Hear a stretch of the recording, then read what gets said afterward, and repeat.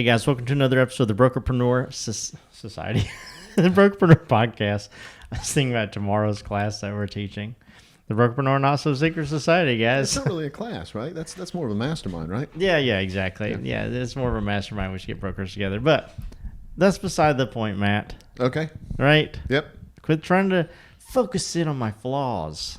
Is that what I was doing? Yeah. That's what we're going to talk about today, guys, is men's flaws. Yeah. So sit back. This is going to be a long one. A tale of a faithful trip. This is going to be a long one. Welcome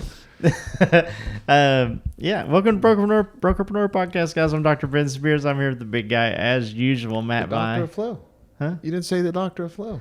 Dude, we're already 40 seconds in. I'm just trying to get through. I'm trying to get through it, man. I got you. How you doing, Matt? So this is what we got to do. We got to pick up the pace a little bit. I'm doing fantastic, man. How are you? The Micro Machines guy in the 80s. Yep. Doing absolutely great. Other than trying to get my brain back to working from the first two podcasts we recorded today. Yep. What are we talking about, man? You don't need to be a recruiter to recruit effectively. Do you need to be a recruit to be recruited? You don't. Okay, I like it. Yep. Right. So that's two good questions. Yep. One good statement, one good question. You just said it. I thought we were 40 seconds in. Where are you going with this? Yeah, I was just thinking. I was like, no, that's not two questions. That's a statement. I get it. Question. So we're 40 seconds in whenever I'm trying to talk, but when you're trying to talk, Ben. Well, dude, I know that after about 2 minutes in, then you're not going to talk at all. You can ask a question. That's the only thing I get, man. All right. This podcast won't be this way. I will not talk. I will stop talking right now. Okay, man, it's gonna be a short one, guys. Put down your notepads, guys. Wherever you listen to this, so make sure you hit that follow, that, and subscribe button. And go to brokerpreneurpodcast.com and take a sneak peek at the Brokerpreneur Fast Track.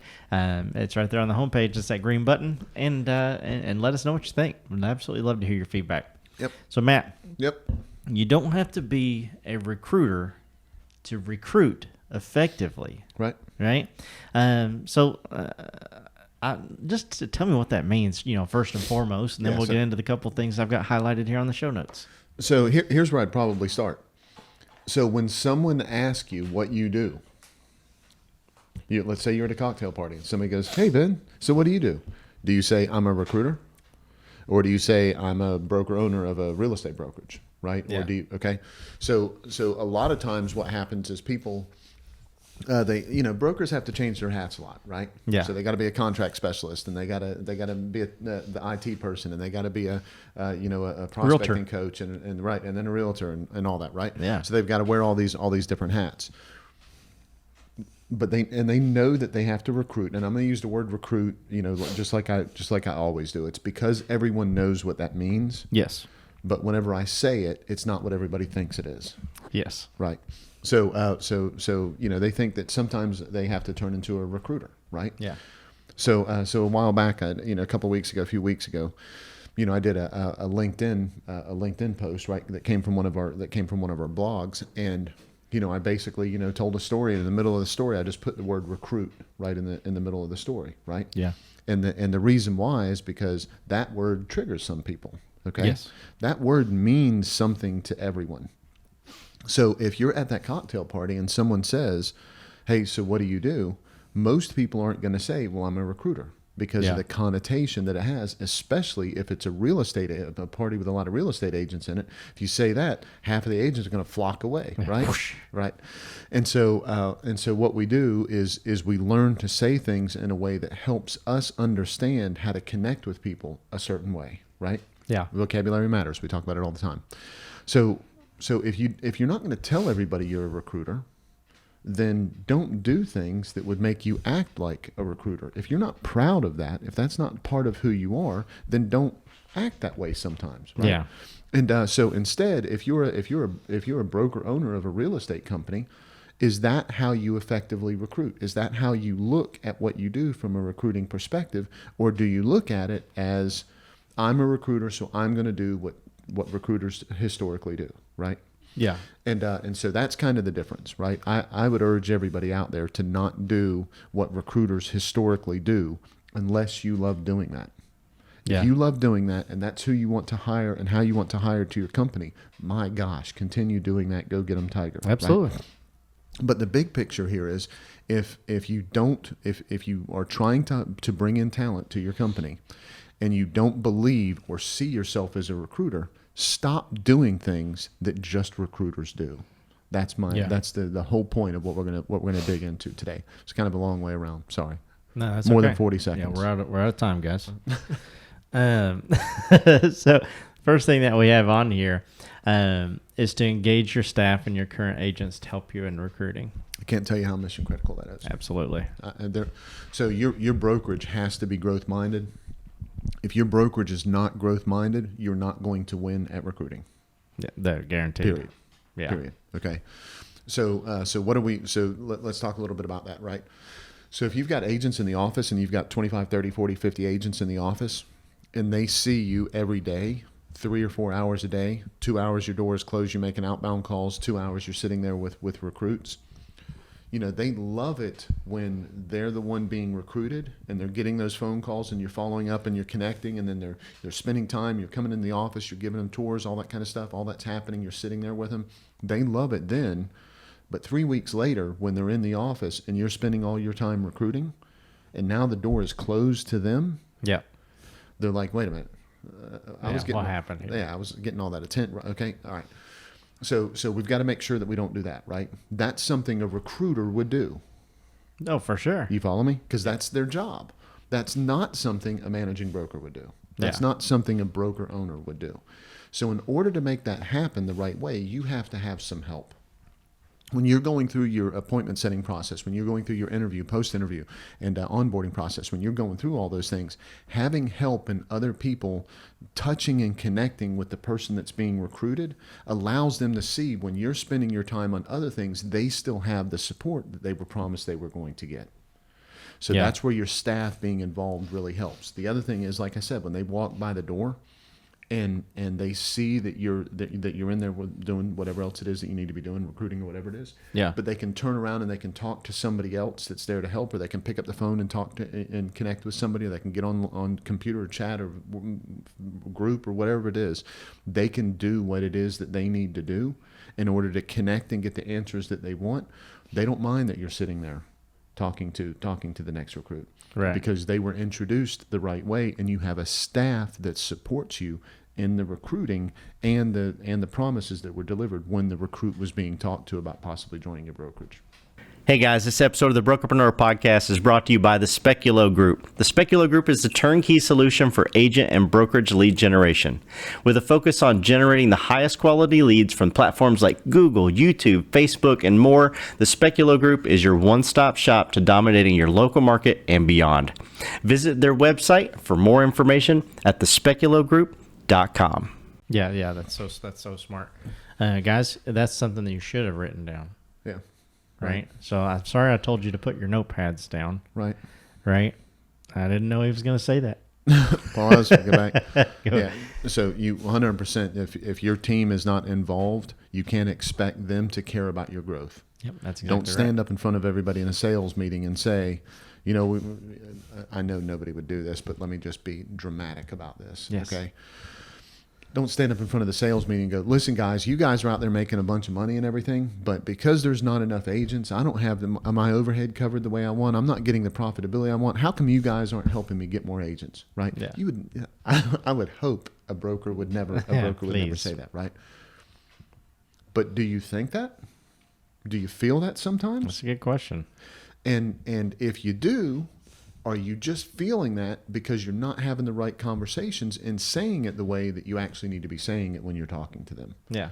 You need to have an established way that you have that conversation. You need to have they need to have an established role. The thing that's going to surprise you is you might have some people in your office who are like, man, I don't want to grow. I want to keep it exactly the way that it is. Ignore them, right? Go to the people that want to contribute, that want to help, that want to be part of the win, that want to all of that. You start talking to them and having them help you out. Those other people that were disengaged and that didn't want to do it, didn't want any part of it, they're going to have a choice to make. Yeah. Right? And so what's going to happen is most of them are going to adapt and conform. Right. Because they're going to like the recognition that people that are helping are getting, right? Yep. And they're going to like the reward that those people are getting, financial and emotional compensation, right? They're going to love all that. They're going to want some of that. Their ego is going to want to be fed. Yep. With that being said, you have to make sure that you don't isolate them and make them feel bad for it. Right. Right. We're not trying to force a bad feeling. Not at all. We're trying to encourage a good feeling. Right. Yeah. And so that's why, having a great way of having that conversation with them and talking about growth and talking, in the sales meeting, instead saying, I really, Ben, I want to really tell you, I appreciate it. This week, one of the co-ops that you were dealing with, I did talk to them. It looks like they are going to be a good connection with the team. Does anybody else mind reaching out to this person? I want to keep it confidential, but does anybody else mind reaching out to this person, just telling them your experience with the office?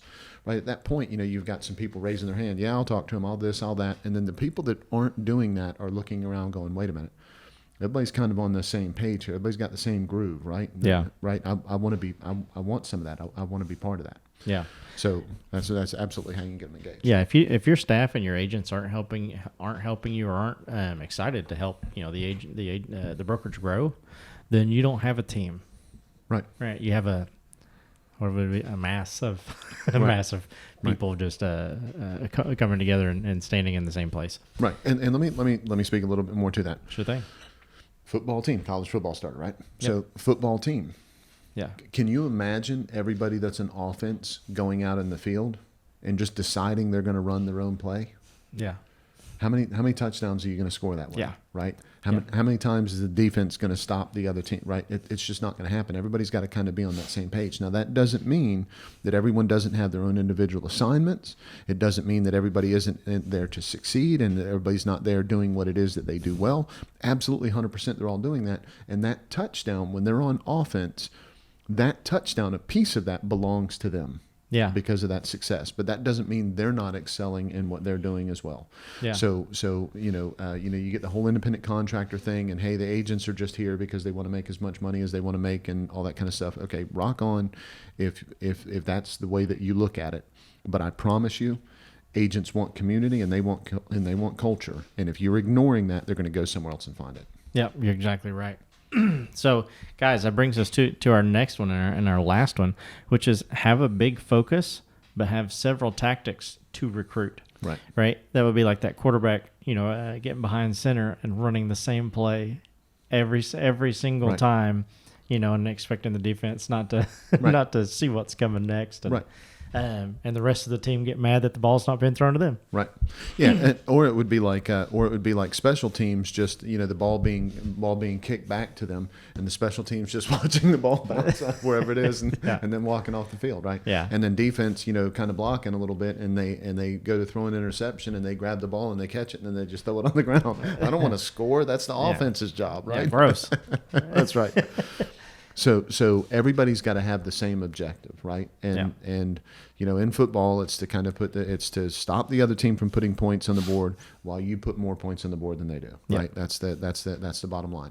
With real estate, it's not about stopping the other team as much as it is about you putting as much revenue, right? Okay, That's we all right. know that. Okay, so when it comes to recruiting, what's your big focus? Is your big focus to hire as many agents as possible? Is your big focus only to hire people between 2 and 7 million, right? Is your big focus only to hire teams? Is your big focus to only hire property managers? Is your big focus to hire more commercial people because you don't do any commercial business? What is your big focus? What is it that you're trying to accomplish? Now dig into the tactics, right? That's where book clubs come in. That's where leveraging happy hours. That's where, using yard signs in order to recruit. That's where all of those other tactics come into play. That's where those other pieces become part of the overall big picture mission that you're trying to accomplish, okay? But notice I didn't just say, I'm going to go use a tactic to try to recruit X amount of agents. Yeah. Notice I didn't say just that. Okay. Right. I mean, I did on the first example, but you get my point, right? Yeah, I know what you mean. So be a little bit more specific on what that is, right? And then have different ways to get there. So what happens a lot of times is people say, okay, I want to hire this many people or this much production. They start using a tactic. That tactic's not working. And so they give up on the goal because that tactic was attached directly to that goal. Yeah, and we talked a little bit about that on I don't know if it was the last podcast or a couple of not not getting so caught up in what you're trying to accomplish as much as stay focused on taking action. Absolutely, yeah.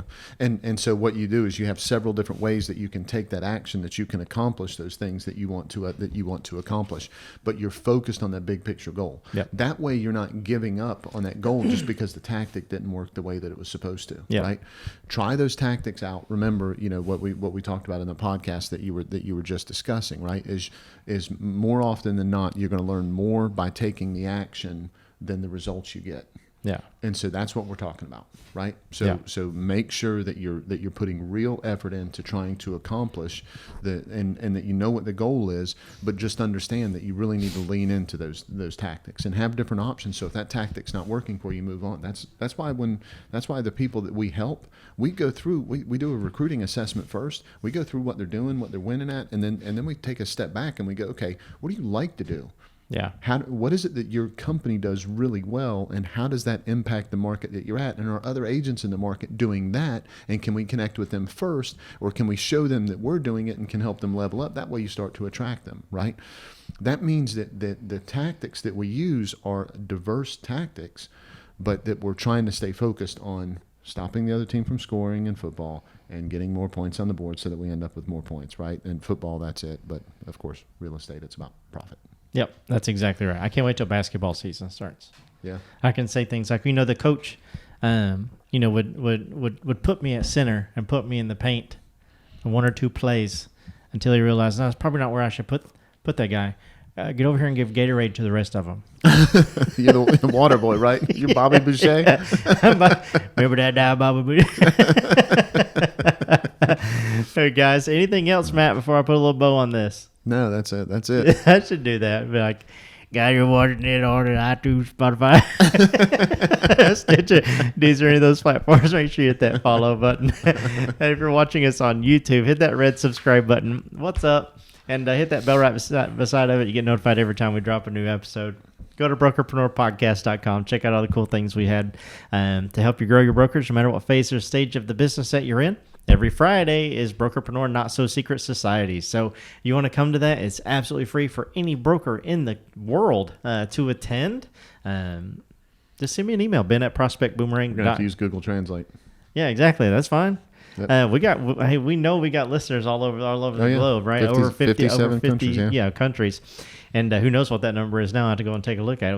We may be 60 plus. But send me an email, ben@prospectboomerang.com, and I'll get you registered and get you in there. And just, gosh, it's just such a great group of people coming together, and everybody wants to win and grow their brokerage, and it's free to attend. Yep. So every Friday, 12 o'clock Eastern Standard Time. Love to see you there. Matt, we do all those things I just talked about, as well as this podcast, and talk about football for one reason alone. Tell them why that is. Because hating recruiting's a devil. Yeah, it's a devil. That's from Bobby Boucher, Waterboy. Yeah. You don't know, shame on you. That's right. Go watch it. It's awesome. Recruiting's the devil. That's right. We do it for one reason only, and tell them what that is, man. Yeah, we just want to be part of your win. Bam. And Kentucky's.